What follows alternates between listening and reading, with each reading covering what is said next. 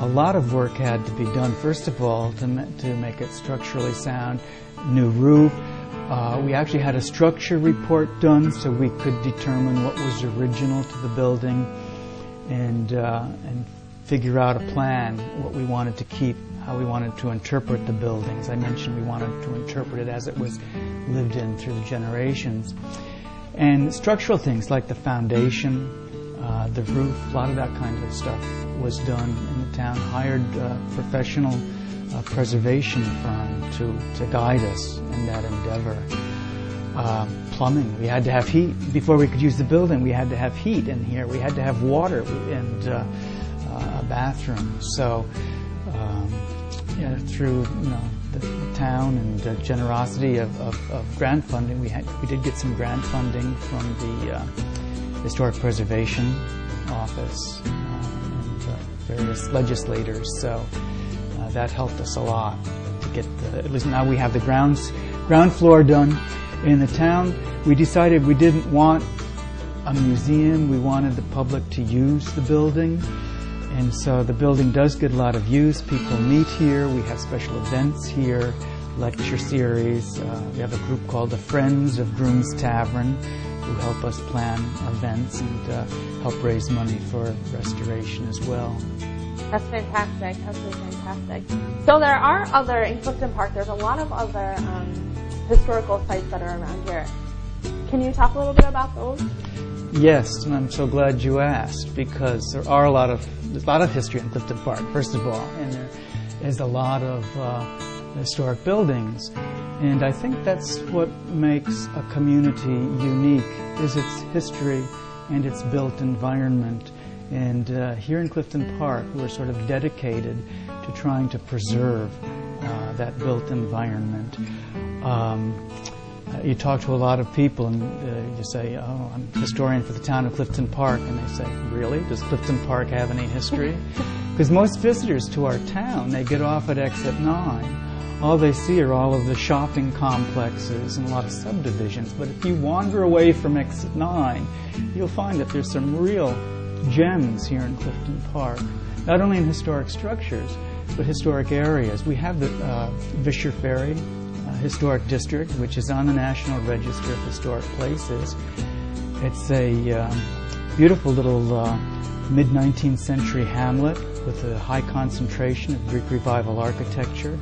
It sits right on the Erie Canal. It's a typical upstate New York Erie Canal village. And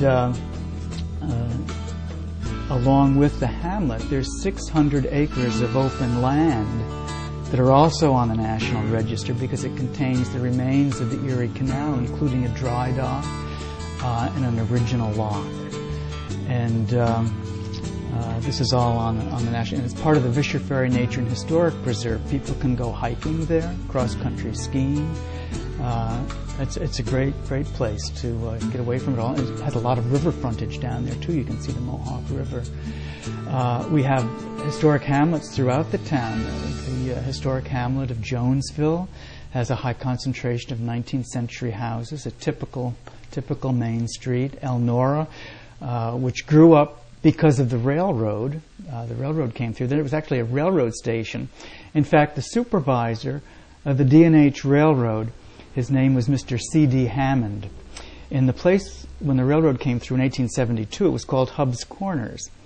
But in 1892, because of the railroad station there and the settlement that started growing up around this railroad crossing, he named the community Elnora after his wife. His wife's name was Elnora Hammond. And it's so typical of the growth of Clifton Park. As I say, the railroads caused Elnora, but Clifton Park was originally settled because of its location on the Mohawk River. The rivers were the throughways of the period, and that's why the early settlements in New York State were along the Hudson and Mohawk rivers, which is why the early settlement of Clifton Park was down on the river. Then you had the turnpikes. You had the Waterford Turnpike that came from Waterford, and it followed Route 9 up to Clifton Park Village, the intersection of Routes 146 and 9. I think a lot of people know that area of Clifton Park. Yeah. Well, Route 9 didn't go any further north at that point. It stopped, and you either turned right and went to Mechanicville along modern 146, or you'd turn left and you'd go up to Jonesville and Ballston Spa. And a man by the name of Ephraim Stevens built an inn right there at that intersection. And that place is still standing today. People know it as the old Clifton Park Hotel, but it was built by Ephraim Stevens, and those corners were called Stevens's Corners after him. So the turnpike came up there, and then the section that went to Jonesville, what happened was these turnpikes would get really muddy in the spring and impassable. So there's a couple of these Jonesville characters, including a guy by the name of Roushus R. Kennedy. He was quite a civic leader at the time in Jonesville. In the 1840s, about 1840, they decided to plank over the turnpike from Clifton Park Village, which had been known as Stevens's Corners, up to Jonesville. So they did that, and they charged a toll. It was a toll road. And if you're from Clifton Park, there's a road called Plank Road, and that's why it's called Plank Road. It's that original section of the Plank Road Turnpike. So we had the river, we had the roads, we had the Erie Canal, which I mentioned before, really caused the Rexford area, Vischer Ferry to really boom. And then we had the Northway, the Adirondack Northway. Would you believe that the population in Clifton Park in 1960 was about 2,500 people? Oh my goodness. And today it's about 35,000. Wow. A lot happened in the 1960s, 70s, and 80s, even today.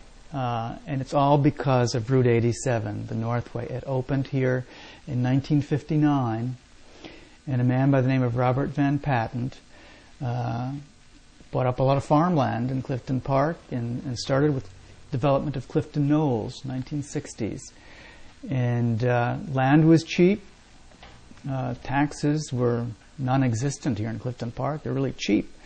So people could buy these big houses here in Clifton Park very inexpensively and could now commute to Albany. And now taxes are no longer so cheap. That's true, and the houses are no longer inexpensive. But people still want to live here in Clifton Park. Well, that's absolutely wonderful. And thank you so much for joining us today. I learned so much about Clifton Park, and I can't wait to take a look around at the different historic sites around here. So I really appreciate it. You're welcome. Thank you so much. Coming up next, we're going to be taking a bite out of Philly, so stay with us. Talk of the Town. This is sponsored by Blue Light Productions.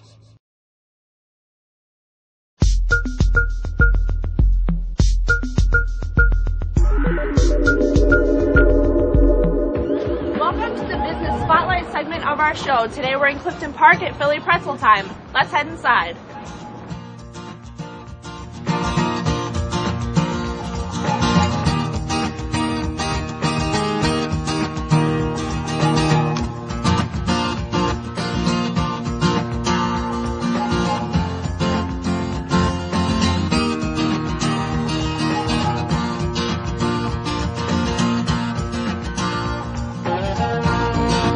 I'm joined today by Ray Mullaney, the owner of Philly Pretzel Factory. Ray, thank you so much for joining us today. It's great to have you, Nicole. And so you want to teach us how to make a pretzel? I do. Come on back. All right, let's go.